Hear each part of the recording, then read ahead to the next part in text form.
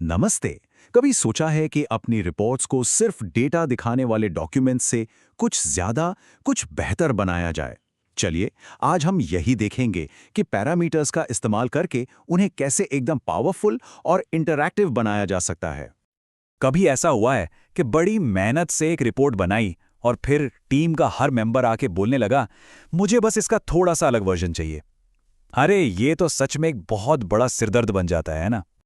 जरा सोचिए, Tailwind traders की सेल्स टीम के लिए घंटों लगाकर एक जबरदस्त रिपोर्ट तैयार की गई और नतीजा? सब ने कहा, अरे वाह, ये तो बहुत बढ़िया है, पर क्या इसमें सिर्फ मेरा डेटा दिख सकता है? मतलब एक ही काम को बार बार दोहराना, और ये तो किसी को भी पसंद नहीं आता। तो इस सिरदर्द का इलाज क्या है? इसका जवाब है डायनेमिक रिपोर्ट। मतलब एक ऐसी रिपोर्ट जो कई रिपोर्ट्स का काम अकेले कर दे। तो असली जादू क्या है इसमें? जादू ये है कि रिपोर्ट तो एक ही है, पर उसके अंदर का डेटा अपनी जरूरत के हिसाब से बदल सकता है। सोचकर देखिए, दर्जनों अलग अलग रिपोर्ट्स बनाने की जगह अब बस एक रिपोर्ट को संभालना है। कितना सारा समय और मेहनत बच जाएगी। और ये सारा कमाल होता है पैरामीटर्स की मदद से। पैरामीटर्स को ना अपनी रिपोर्ट के लिए छोटे छोटे कंट्रोल नॉब्स की तरह समझिए, जिन्हें घुमाते ही यूजर्स को ठीक वही डेटा दिखने लगता है जो उन्हें चाहिए।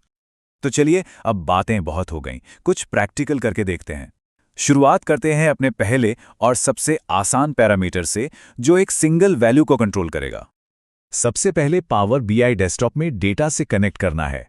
एसक्यूएल सर्वर से जुड़िए, एडवांस्ड ऑप्शंस में जाइए और अपनी एसक्यूएल क्वेरी को सीधे उस बॉक्स में पेस्ट कर दीजिए।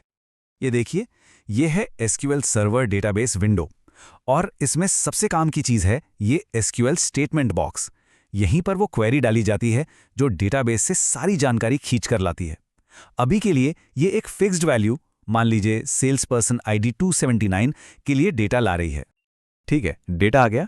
अब पावर क्वेरी एडिटर में मैनेज पैरामीटर्स पर जाना है और एक नया पैरामीटर बनाना है। इसका नाम रखेंगे सेल्स पर्सन और टाइप सेट कर देंगे टेक्स्ट। है ना एकदम सीधा सा प्रोसेस। ये देखिए, ये है मैनेज पैरामीटर्स विंडो। यहीं पर पैरामीटर को नाम दिया जाता है, उसका टाइप सेट होता है और हाँ, एक शुरुआती वैल्यू भी डाली जा सकती है। समझिए, ये हमारी रिपोर्ट के कंट्रोल पैनल का पहला बटन है। ऑलराइट, पैरामीटर तो बन गया। और अब आता है वो असली मैजिक मोमेंट। अब हम इस पैरामीटर को अपनी एसक्यूएल क्वेरी से जोड़ेंगे और उसे स्टैटिक से डायनामिक बना देंगे। और देखिए, बदलाव कितना छोटा सा है। एडवांस्ड एडिटर में जाना है और जहां पहले 279 लिखा था, उसे हटाकर बस एंड सेल्स पर्सन लिख देना है। बस इतना सा बदलाव और हमारी क्वेरी डायनामिक बन गई। और ये रहा रिजल्ट। अब जैसे ही पैरामीटर में कोई नई आईडी डालते हैं, डेटा फौरन उस आईडी के हिसाब से बदल जाता है।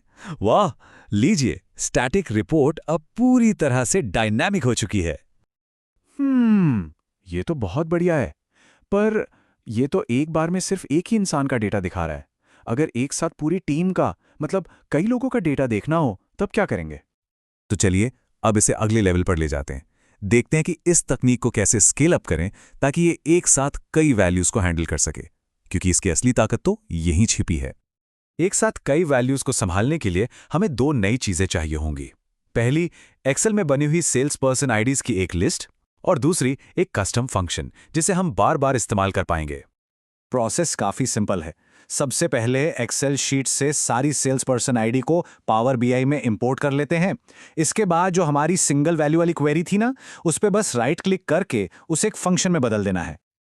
ये देखिए, बस इस क्रिएट फंक्शन बटन पर क्लिक करना है और ऐसा करते ही हमारी क्वेरी एक रेसिपी जैसी बन जाती है, जिसे हम किसी भी सेल्स पर्सन आईडी के लिए इस्तेमाल कर सकते हैं।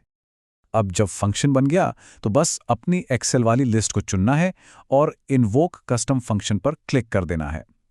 इससे पावर बीआई को पता चल जाता है कि हमारी बनाई हुई रेसिपी को लिस्ट की हर एक आईडी पर चलाना है। तो इन सारे स्टेप्स का फाइनल नतीजा क्या निकला? नतीजा है एक रिपोर्ट जो पूरी टीम की हर जरूरत को एक ही जगह पर, एक ही बार में पूरा कर दे। और ये देखिए हमारी मेहनत का नतीजा, एक ही टेबल जिसमें लिस्ट की हर सेल्स पर्सन आईडी का डेटा एक साथ आ गया है। कोई अलग अलग रिपोर्ट नहीं, कोई झंझट नहीं, बस एक यूनिफाइड व्यू। तो एक बार फटाफट तुलना करते हैं। पहले क्या था? ढेर सारी रिपोर्ट्स जिन्हें मैनुअली अपडेट करना पड़ता था और डेवलपर पर निर्भर रहना पड़ता था। और अब सिर्फ एक रिपोर्ट जो ऑटोमेटिक अपडेट होती है और यूजर्स को खुद अपना डेटा फिल्टर करने की पावर देती है। तो आखिर में इससे मिला क्या? सबसे पहले तो कम सिरदर्द, क्योंकि अब कम रिपोर्ट्स मैनेज करनी है। दूसरे, खुश यूजर्स जो अपना डेटा खुद कंट्रोल कर सकते हैं। और सबसे बड़ी बात, ऑर्गेनाइजेशन का कीमती समय और रिसोर्सेज दोनों की बचत। तो अब जब ये जबरदस्त तकनीक पता चल गई है, तो सवाल ये है कि वो पहली रिपोर्ट कौन सी होने वाली है जिसे इस नए तरीके से डायनामिक बनाया जाएगा।